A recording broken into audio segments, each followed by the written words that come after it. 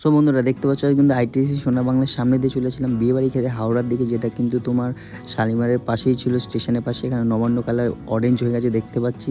তো চলো বিয়েবাড়ি চলে এসে তোমাদের একটু দেখাই কত সুন্দরভাবে সাজিয়েছে। আমরা কিন্তু বরযাত্রী ছিলাম, বাই দ্য ওয়ে। টুয়ার মামার বিয়ে হচ্ছিলো আজকে প্রথম আর কি, ফ্যামিলি ফাংশন অ্যাটেন্ড করলাম ফার্স্ট ওদের সাথে, মানে বিয়ের পরে।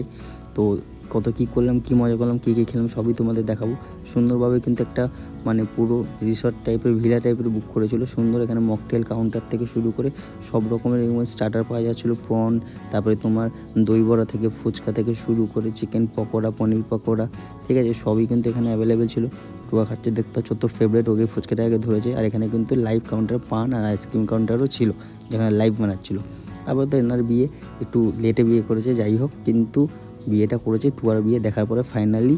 তো টুয়াকে দেখে ইন্সপিরেশন পেয়েছে, যাই হোক। তারপরে বরের কি মাঝখানে দাঁড়িয়ে দেখছো শালিম, মানে সব শাশুড়িগুলো ঘুরছিলো, তারপর বউ এসেও ঘুরছে। তো এখানে বিয়ে শুরু হয়ে গেছে, মানাবদন হচ্ছে এখানে।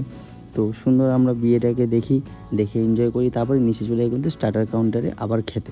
টুয়া খেয়েছিল প্রথমে, আমি ঠিকঠাক খাইনি। আমি বউয়ের হয়ে এখানে বসে খাওয়া দাওয়া শুরু করি, দেখতে পাচ্ছ সব একের পর এক নিয়ে নিয়েছিলাম।